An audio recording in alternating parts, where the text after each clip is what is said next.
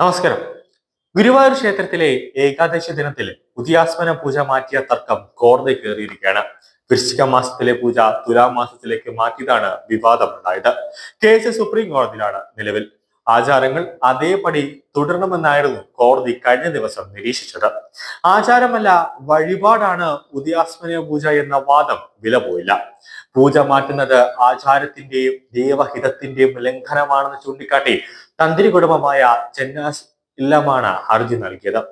ക്ഷേത്രത്തിലെ മുഖ്യതന്ത്രി ചെന്നാസ് ദിനേശൻ നമ്പൂതിരിപ്പാടിനെ നീക്കണമെന്നാവശ്യപ്പെട്ടുള്ള നീക്കം ഇപ്പോൾ ശക്തമായി തന്നെ ഭക്തരുടെ മുന്നിലുണ്ട്. ഇതാണ് ഭക്തർ ഇപ്പോൾ ഉന്നയിക്കുന്നത്. ഉദയാസ്മന പൂജ ഏകാദശി ദിനത്തിൽ നടത്താതിരുന്നത് ആചാര ലംഘനമാണെന്ന് മുഖ്യതന്ത്രി അതിന് കൂട്ടുനിന്നുവെന്നുമാണ് ആക്ഷേപം. ഗുരുവായൂർ ക്ഷേത്രവുമായി ബന്ധപ്പെട്ട നിരവധി സംരക്ഷണ സമിതികളും യോഗ ക്ഷേമ സഭയും ഒക്കെ മുഖ്യ തന്ത്രി ചെന്നാസ് ദിനേശൻ നമ്പൂതിരിപ്പാടിനെതിരെ രംഗത്ത് വന്നു കഴിഞ്ഞു. ഇനി ഒരു കഥ പറയാം. അതായത്, മുമ്പൊരിക്കൽ ഗുരുവായൂരിൽ നടന്ന ഒരു കഥയാണ്. അവിടുത്തെ ഒരു നമ്പൂതിരിക്ക് ഒരു പുല വന്നപ്പോൾ അവിടെ അന്നത്തെ നമ്പൂതിരി ചെയ്തൊരു കഥ ഞാൻ പറഞ്ഞുതരാം. മുമ്പൊരിക്കൽ ഗുരുവായൂർ ക്ഷേത്രത്തിൽ കഴക പ്രവൃത്തി ചെയ്യുന്ന ഒരു നമ്പീശന് ഒരു പുല വന്നു. ദൂരെയുള്ള ബന്ധുവിന്റെ മരണമാണ്. പക്ഷെ അറിഞ്ഞപ്പോൾ 7-8 ദിവസമായി. അതറിഞ്ഞ തന്ത്രി അത്രയും ദിവസത്തെ പൂജകളും ശിവേലിയും അടക്കം എല്ലാ ക്രിയകളും ആവർത്തിക്കാൻ നിർദ്ദേശം നൽകുകയും ചെയ്തു. അപ്രകാരം തന്നെ ചെയ്യുകയും ഉണ്ടായി. അതാണ് ഗുരുവായൂരിലെ ചിട്ട. അത് തന്നെയായിരുന്നു ഇവിടെയും വേണ്ടത്. ഇത്തരം സാഹചര്യങ്ങളിൽ അറിയുമ്പോൾ മാത്രമേ പുല തുടങ്ങുകയുള്ളൂ എന്നൊരു ആചാര്യ വചനവുമുണ്ട്. അറിയുന്ന ദിവസം മുതൽ തുടങ്ങുന്ന പുല സമുദായ ക്രമം അനുസരിച്ച് എത്ര ദിവസമാണോ ഉള്ളത് ആ തീരുന്ന ദിവസത്തെ കുളിയോടുകൂടി പുല തീരുകയും ചെയ്യും. പക്ഷേ ചിട്ടകളിൽ കർക്കശമുള്ള ഗുരുവായൂരിൽ ഇത്തരം പക്ഷാന്തരങ്ങൾ ഒന്നും തന്നെ സ്വീകരിക്കില്ല. അതിനാൽ തന്നെ നമ്പീശന് പുല വന്ന കാലത്ത് കെട്ടിക്കൊടുത്ത ഹാരം മൂലം ഗുരുവായൂരപ്പന് അശുദ്ധി ഉണ്ടായതായി കണക്കാക്കും. ആ ദിവസങ്ങളിൽ ചെയ്യപ്പെട്ട പൂജകൾ എണ്ണത്തിൽ പെടുത്തുകയുമില്ല.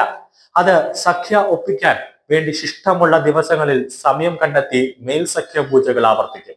എന്നാലേ അത് പൂജകളെല്ലാം തന്നെ തുല്യമായി ആവുകയുള്ളൂ. ഇനിയാണ് ചോദ്യം. ഔഷധത്തോടുകൂടി, അതായത് പുലിയോടുകൂടി ഗുരുവായൂർ തന്ത്രി ദിനേശൻ നമ്പൂതിരിപ്പാട് അന്നദാനപുരയിൽ വിളക്ക് കൊളുത്തുക മാത്രമല്ല ചെയ്തത്, അവിടെ നിന്ന് കിഴക്കേ നടയിലേക്ക് വന്നു. ആരോ സ്പോൺസർ ചെയ്ത ഒരു പൊടിയും സമർപ്പണവും കൂടി അവിടെ ഉദ്ഘാടനം ചെയ്യുകയും ചെയ്തു. കാരണം പണം കിട്ടുന്ന കാര്യമാണ്. അവിടെ തന്ത്രിയായിരുന്നാലും മേൽശാന്തിയായാലും മുട്ടുമടക്കും. ചില ക്ഷേത്ര സമുദായക്കാർ തന്ത്രിക്ക് പുലിയുള്ളത് അറിഞ്ഞിട്ടും അവിടെ കൂടി നിൽക്കുകയും തൊട്ട് പെരുമാറുകയും വരെ ചെയ്തു. ഉദ്ഘാടന ശേഷം അവരെല്ലാം ക്ഷേത്രത്തിൽ കയറുകയും ചെയ്തു. അതിൽ അകത്തെ പ്രവർത്തിക്കാർ വരെയുണ്ട്.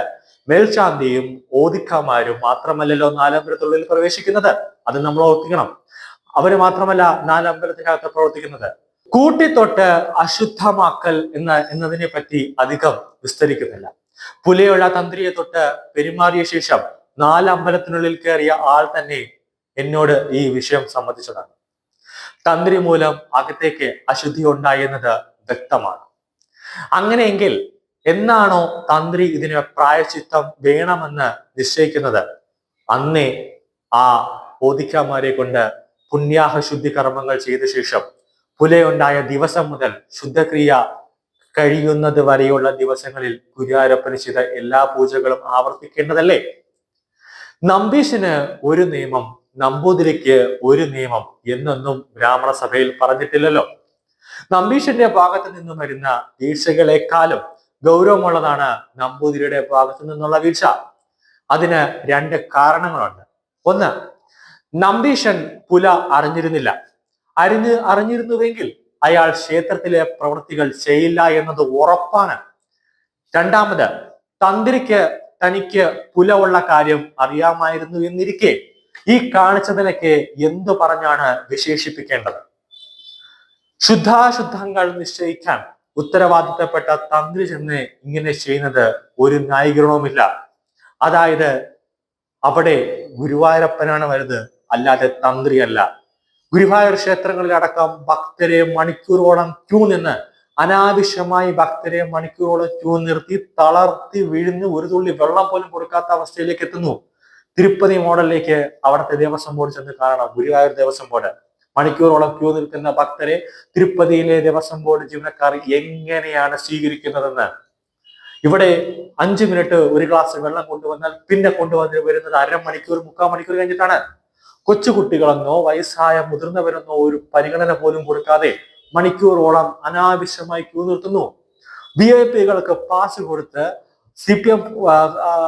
CPM-ലെ നേതാക്കന്മാരെ വിളിച്ചു പറയുന്നതും കോൺഗ്രസിലെ നേതാക്കന്മാരെ വിളിച്ചു പറയുന്നതും ഭരണസിതാ കേന്ദ്രത്തിലെ കൊമ്പന്മാരെ കൊണ്ട് വിളിപ്പിച്ചു പറയുന്നവർക്ക് VIP പാസ് കൊടുത്ത് അവർക്ക് മാത്രം സുഖദർശനം കിട്ടിയാൽ പോരല്ലോ. അങ്ങ് വെളിയില് നാലമ്പലത്തിനുള്ളിൽ നടപ്പന്തലിൽ കാത്തു നിൽക്കുന്ന ആയിരക്കണക്കിന് വിശ്വാസികൾ ഭക്തരുണ്ടവരെ അവർക്ക് തൊഴണ്ട എന്നാണോ ഗുരുവായൂർ ക്ഷേത്രത്തിലെ ദേവസ്വം ബോർഡ് പറയുന്നത്? തന്ത്രി ഒരു കാര്യം മനസ്സിലാക്കണം. ഗുരുവായൂർ ക്ഷേത്രത്തിൽ ഗുരുവായൂരപ്പനാണ് വരുന്നത്. തന്ത്രിയുടെ സ്ഥാനം താഴെ. ഇവിടെ നിങ്ങൾക്ക് പണമാണ് വരുന്നത്. കാരണം അവിടെ ഗുരുവായൂരപ്പനെ പൂജിക്കുക അങ്ങനെയുള്ള കാര്യങ്ങളല്ല നിങ്ങൾക്ക് പ്രധാനം. അവിടെ പണങ്ങൾ 500-ന്റെയും 1000-ന്റെയും 2000-ന്റെയും ഒക്കെ നോട്ടുകൾ വാരി വിതറുന്ന ഏത് VIP കൊമ്പന്മാരെ കണ്ടാൽ നിങ്ങൾ നെറ്റിപ്പട്ടം കെട്ടി ആനയെ വെച്ച് സ്വീകരിക്കുന്ന ഒരു ചടങ്ങ് പണ്ട് മുതലേ അവിടെ ഉള്ളതാണ്. പൈസ ഇല്ലാത്ത പാവപ്പെട്ടവനെ കണ്ടാൽ നിങ്ങളുടെ ഒരു പൂജാരിമാരോ ഒരു മേൽശാന്തിമാരോ അവിടെ വില കൽപ്പിക്കില്ല, ഒരു മൈൻഡ് പോലും ചെയ്യില്ല. VIP-കൾക്ക് വലിയ വാഴയിലയിൽ പ്രസാദം കൊടുക്കുമെങ്കിൽ പാവപ്പെട്ടവന് കയ്യിലേക്കാണ് അവർ പ്രസാദം വിട്ടുകൊടുക്കുന്നത്. കാരണം പണം ഉണ്ടെങ്കിലേ തന്ത്രി അവിടെ വരുന്ന ഭക്തർക്ക് വില കൽപ്പിക്കുകയുള്ളൂ. തന്ത്രി മാത്രമല്ല, കേരളത്തിലെ ഒട്ടുമിക്ക ക്ഷേത്രങ്ങളിലെയും പൂജാരിമാരുടെ സ്വഭാവം അങ്ങനെ തന്നെയാണ്. വളരെ വിരലിലെണ്ണാവുന്ന ചുരുക്കം ചില പൂജാരിമാർ മാത്രമേ ഉള്ളൂ ആത്മാർത്ഥമായി വിഗ്രഹത്തെ ആരാധിക്കുകയും ഭക്തജനങ്ങളെ എല്ലാവരെയും ഒരേ കണ്ണുകൊണ്ട് കാണുകയും ചെയ്യുന്നത്. ഇത് മാറണം. മാറേണ്ട സമയം അതിക്രമിച്ചിരിക്കുന്നു. അതിനാദ്യം അത് മാറണമെങ്കിൽ ദേവസ്വം ബോർഡ് എന്ന പിശാചുകൾ കൂടിയ ആ ഭരണ സംവിധാനത്തെ നിഷ്ഠൂരം തകർത്ത് തരിപ്പണമാക്കി ഭക്തജനങ്ങൾ അവിടെ കയ്യാറണം. വിശ്വാസികളായ ഭക്തജനങ്ങൾ അതിൽ കൈ പിടിച്ചു നിൽക്കണം. എങ്കിലേ ക്ഷേത്രമല്ല ഇനി നല്ല രീതിയിലേക്ക് കൊണ്ടുപോകാൻ സാധിക്കുകയുള്ളൂ.